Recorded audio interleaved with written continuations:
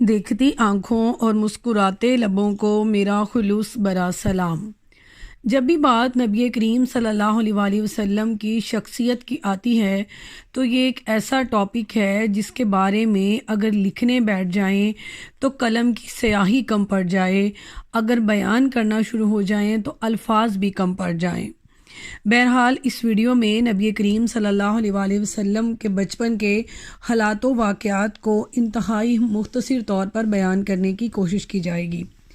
آخری نبی صلی اللہ علیہ وآلہ وسلم کی ولادت 571 عیسوی ربیع الاول میں مکہ مکرمہ میں ہوئی۔ نبی کریم صلی اللہ علیہ وآلہ وسلم کے معجزات آپ کی پیدائش سے ہی رونما ہونا شروع ہو گئے تھے۔ ایک روایت میں آتا ہے کہ حضور نبی کریم صلی اللہ علیہ وآلہ وسلم کی والدہ بی بی آمنہ نے فرمایا کہ آپ صلی اللہ علیہ وآلہ وسلم کی پیدائش کے وقت میرے جسم سے ایک نور نکلا جس سے شام کے تمام محلات روشن ہو گئے۔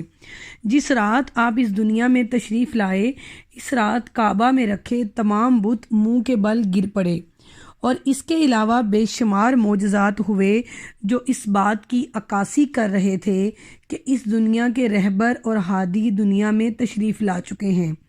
جب آپ صلی اللہ علیہ وآلہ وسلم کی ولادت کی خبر ان کے دادا حضرت عبد المطلب کو ملی تو خوشی سے ان کی آنکھیں اشکبار ہو گئیں اور اپنے محروم بیٹے عبداللہ کی یاد آ گئی۔ دراصل ہمارے نبی کریم صلی اللہ علیہ وآلہ وسلم کے والد حضرت عبداللہ ان کی پیدائش سے قبل ہی وفات پا گئے تھے۔ حضرت عبد المطلب نے حضور کو گود میں لیا اور خانہ کعبہ لے گئے اور اللہ کے حضور نبی کریم صلی اللہ علیہ وآلہ وسلم کی ہر فتنے سے حفاظت کی دعا فرمائی، اور پھر آپ کے دادا نے آپ کا نام محمد رکھا۔ حضور صلی اللہ علیہ وآلہ وسلم نے 3 دن تک اپنی والدہ حضرت آمنہ رضی اللہ تعالی عنہا کا دودھ پیا، پھر حضرت ابو لہب کی باندی صوبیہ نے آپ کو دودھ پلایا۔ قدیم زمانے میں عربوں کی یہ روایت تھی کہ پیدائش کے بعد بچوں کو دیہات میں منتقل کر دیا جاتا تاکہ کھلی آب و ہوا میں ان کی اچھی پرورش ہو سکے۔ دراصل اس زمانے میں بنو بکر اور بنو سعد کی عورتیں مکہ آتیں، نومولود بچوں کو گود لیتیں اور اپنے علاقے میں واپس چلی جاتیں تاکہ کچھ اجرت حاصل کر سکیں۔ لہٰذا جب بنو سعد کی عورتیں قریش کے علاقے میں آئیں تو انہوں نے امیر گھرانوں کے بچوں کو گود لیا تاکہ ان کو زیادہ سے زیادہ انعام و اکرام اور مال و دولت مل سکے، لیکن انہوں نے نبی کریم صلی اللہ علیہ وآلہ وسلم کو گود لینے سے اس لیے انکار کر دیا کہ آپ صلی اللہ علیہ وآلہ وسلم یتیم تھے اور مال ملنے کی کوئی امید نہ تھی۔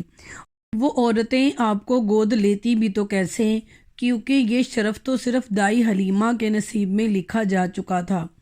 دائی حلیمہ ایک رحم دل خاتون ہونے کے ساتھ ساتھ نہایت غریب خاتون تھیں، اور اس دوران ان کی اونٹنی بھی سخت بیمار تھی، لہٰذا انہوں نے نبی کریم صلی اللہ علیہ وآلہ وسلم کو گود لیا اور اپنے قبیلے کی جانب واپس چل پڑی۔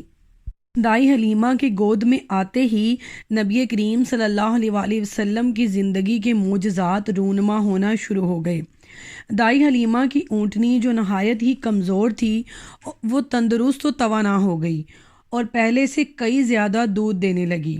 یہ سب دیکھ کر دائی حلیمہ کے شوہر حارث کہنے لگے کہ یہ نہایت ہی بابرکت بچہ ہے اور خدا کی خاص رحمت ہے کہ اس کی پرورش کا شرف ہمیں ملا۔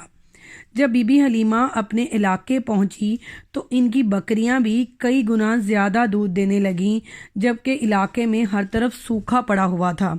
لہٰذا علاقے والوں نے فیصلہ کیا کہ ہم بھی اپنے جانوروں کو اس چراگاہ میں لے کر جایا کریں گے جہاں حلیمہ کی بکریاں چرتی ہیں، لیکن اس سب میں جگہ کا تو کوئی کردار ہی نہ تھا، بلکہ یہ سب تو محمد صلی اللہ علیہ وآلہ وسلم کی برکت تھی جو صرف دائی حلیمہ کو حاصل تھی۔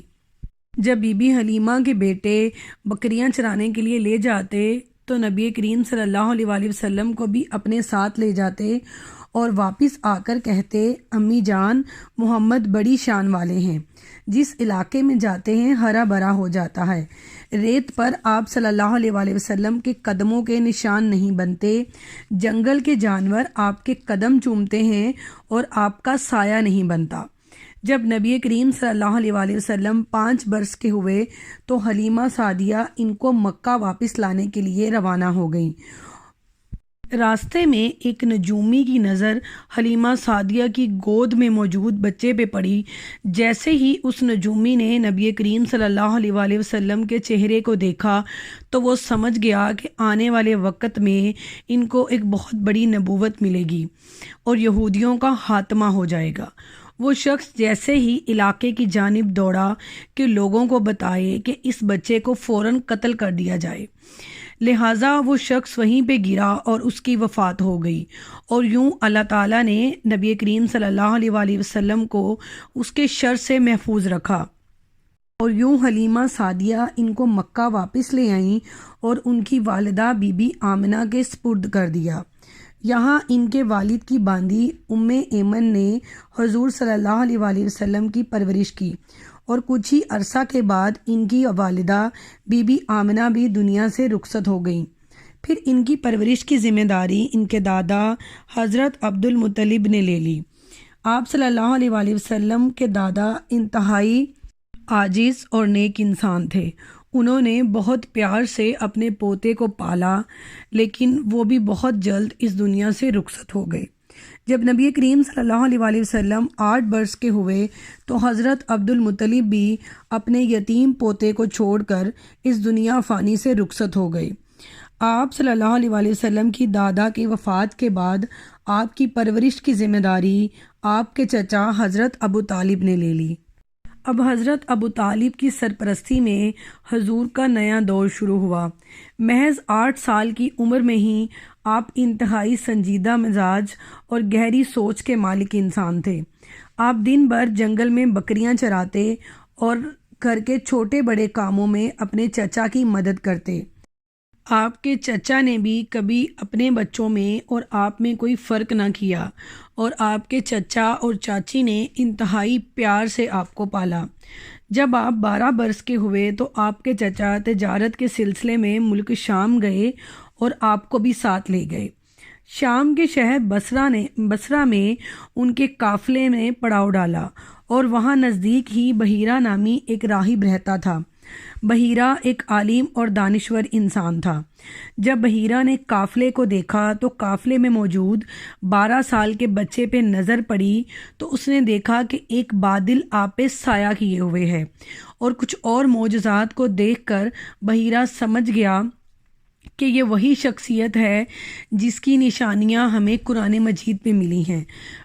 بحیرہ نے آپ کے چچا حضرت ابو طالب کو بلایا اور کہا کہ اس بچے کو فوراً مکہ واپس بھیج دیں، کیونکہ ان کی جان کو یہودیوں سے خطرہ ہے۔ لہٰذا حضرت ابو طالب نے بحیرہ کی نصیحت پر عمل کرتے ہوئے چند آدمیوں کے ہمراہ آپ کو مکہ واپس بھیج دیا۔ نبی کریم صلی اللہ علیہ وآلہ وسلم نے جس علاقے میں پرورش پائی اس علاقے میں مختلف برائیاں جنم لے چکی تھیں، لیکن ان تمام برائیوں کے باوجود آپ عمدہ اخلاق اور اعلیٰ خوبیوں کے کردار کے مالک تھے۔